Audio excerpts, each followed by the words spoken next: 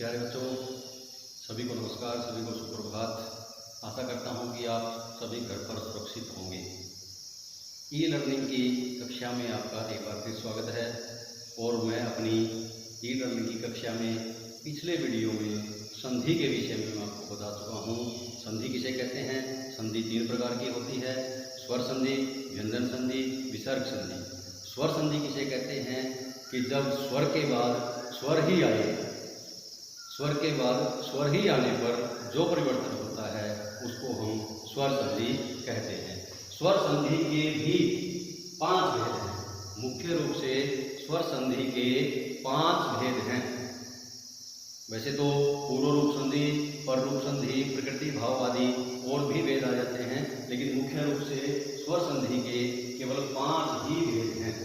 पहला भेद दीर्घ संधि, गुण संधि, यण संधि, वृद्धि संधि, अयादि संधि। इसको हम डायग्राम के हिसाब से समझ सकते हैं। ऊपर स्वर संधि लिख करके इसके 5 भाग बना सकते हैं। एक दीर्घ संधि, दूसरा गुण संधि, तीसरा भेद यण संधि, चौथा भेद वृद्धि संधि और 5वां भेद है अयादि संधि। आपको मैं इसी में दीर्घ संधि किसे कहते हैं एक बार और संधि समझाने से पहले मैं आपको बता देता हूँ कि संधि हमेशा 2 वर्णों में होती है। और 2 वर्णों में संधि होने से पहले ये देख लेते हैं हम कि 2 पद हमारे पास उपलब्ध होंगे। जैसे विद्या प्लस आल्य, एक विद्या पद है और एक आल्य पद है। इन दोनों में, दोनों पदों के वर्णों में संधि होगी, दोनों पदों में संधि नहीं होगी। दोनों वर्णों में कौन से होंगी? 2 पद, पूर्व पद जो पहला है उसको हम पूर्व पद कहते हैं, और जो दूसरा भाग है उसको हम उत्तर पद भी कहते हैं, और पर, पूर्व और पर यह भी कह देते हैं।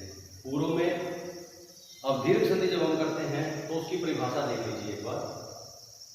दीर्घ संधि की परिभाषा है कि जब पूर्व पद के अंत में, इसको ध्यान से देखो, पूर्व पद के अंत में, यानी कि पूर्व पद के अंत में, यहां पर अंत में ए आ ई उ ऊ री री हो, यानी कि ये सारे इकट्ठे नहीं होंगे, क्योंकि अंत में तो इनमें से कोई एक ही होगा।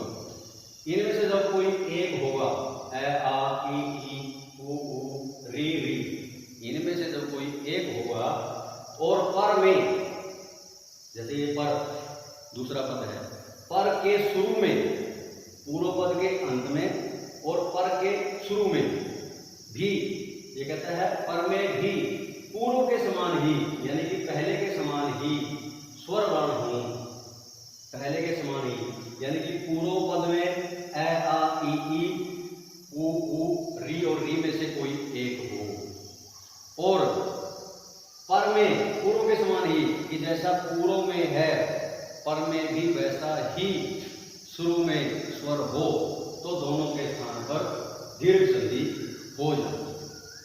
दीर्घ संधि हो जाती है। पूर्व पर का कहने का मतलब कि जैसे पूर्व में आ, यहां पर आ, अंत में क्या है? आ। इसको हम थोड़ा सा डिटेल में देखेंगे, इनको अलग करके देखेंगे कि वे जमा में ई, जमा में द, जमा में ये और जमा में आ। ये देखो, ये विद्या बनता है और इसके अंत में आ, अंत में आ जाता है। आ के बाद, यानी कि पूर्व के बाद पर में भी आ है। यदि यहां पर ए होता तब भी यही संधि होती। यदि यहां पर ए होता, यहां पर आ होता, तब भी यही संधि होती। कहने का मतलब है कि ए आ जमा ए आ दोनों हो, ई जमा ई, ऊ जमा ऊ, री जमा री, यानी कि ए आ में से कोई एक हो, जैसे यहां पर आ है, फिर जमा में ए आ में से ही कोई एक हो, तो दोनों के स्थान पर दीर्घ संधि हो जाएगी। यानी दीर्घ का मतलब बड़ा,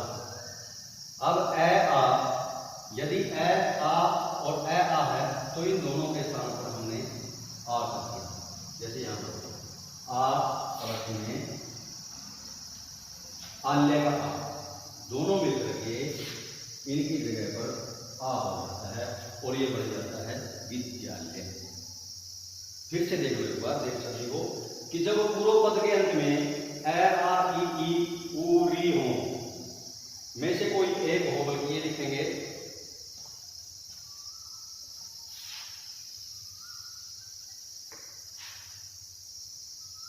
री में से एक हो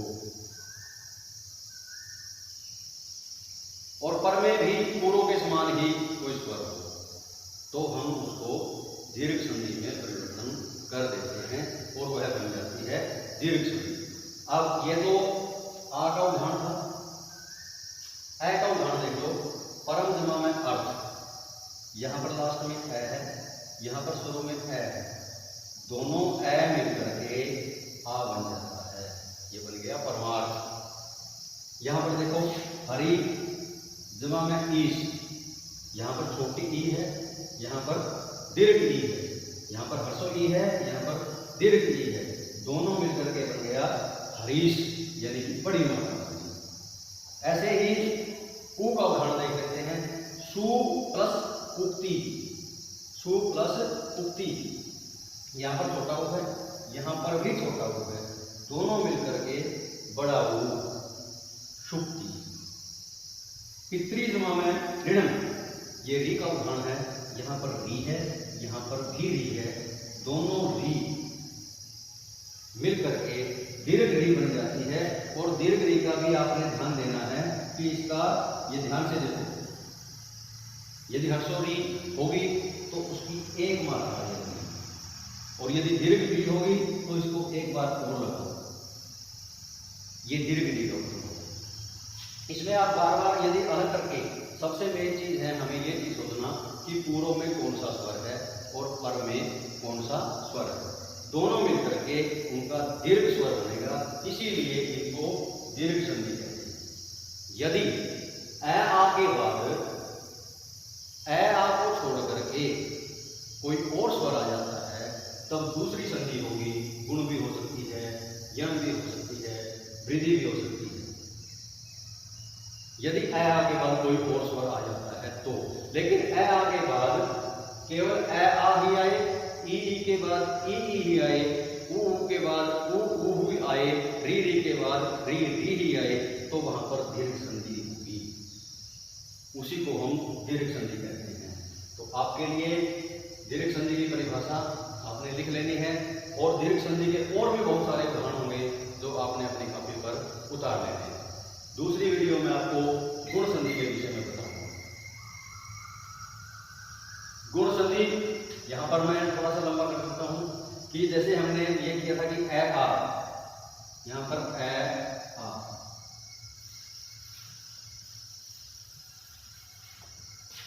देख लीजिए, ए आ जमा, यानी कि पूर्व में ए आ में से कोई भी एक हो सकता है, पर में ई ए आ, और पर में ऊ ए आ, पर में री या दीर्घ।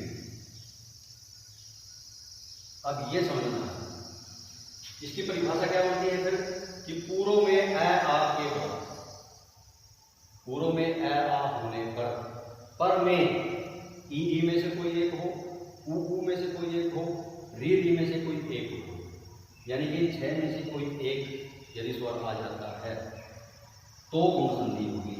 यानी कि ए आ प्लस ई होगा तो दोनों के स्थान पर ए हो जाएगा, ए आ प्लस में ऊ होगा तो दोनों के स्थान पर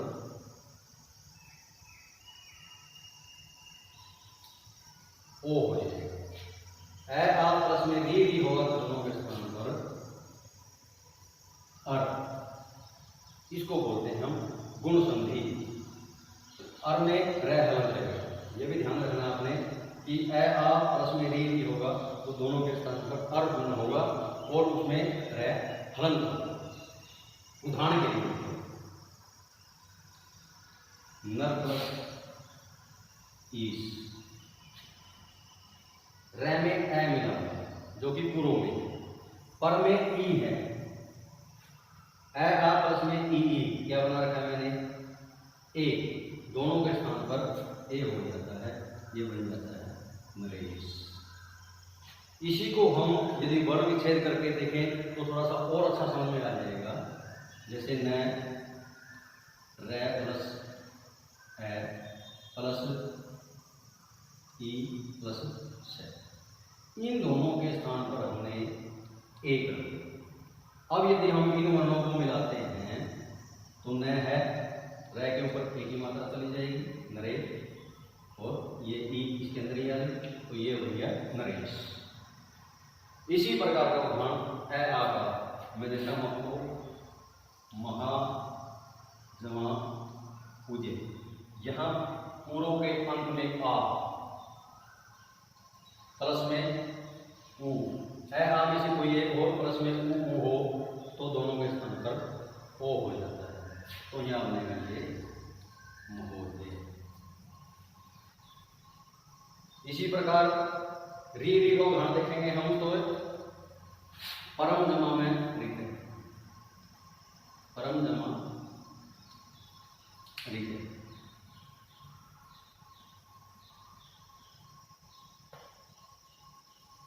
ये व्यक्ति लिखते नहीं, व्यक्ति का उदाहरण बन जाएगा।